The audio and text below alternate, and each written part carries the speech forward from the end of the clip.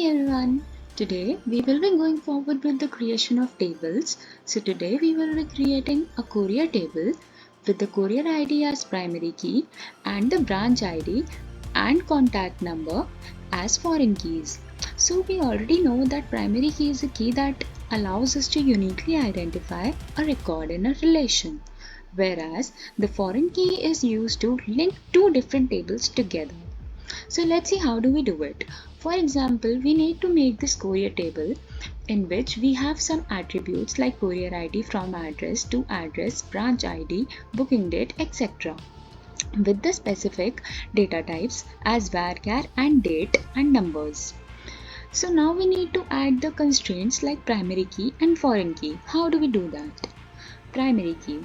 As for the primary key constraint, we would be writing first the primary key command and in the parenthesis we would be writing the attribute name. Similarly with the foreign key, but as we know the foreign key is used to link two different tables, so we need to justify in this table which attribute has to be the foreign key and with reference to which table and which column in that table. We need to give the specific attribute as well. So here we have used the command foreign key to define the foreign key in the table and the keyword references to reference another table. Here it is branch and the attribute branch ID is what we are referring to. Similarly, we are making another foreign key that is contact number with reference to the contact number attribute in the customer table that we have created earlier. Now we are creating table courier status.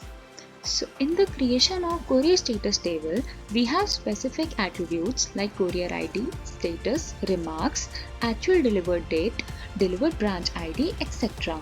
Here we are having courier ID as the foreign key with reference to the courier table.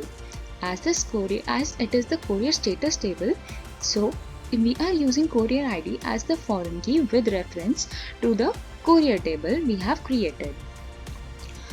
Also, we are using delivered branch ID as foreign key with reference to the branch table and using attribute as branch ID for reference. So let's run this code. So here we have received the SQL query has successfully executed. However, the result set is empty. It is because we haven't retrieved any data yet and neither have inserted any data into the tables. In the further videos, we will learn how to insert and manipulate the data. Let's see the DB schema. Ignore these tables. Table name courier. So, as we have given the query, we have specific columns made with the data types and also received the schema. Similarly, for courier status, we have received the column names, data types and the schema. So in this video, we have learned how do we use foreign key constraints and primary key constraints. Thank you for watching this video.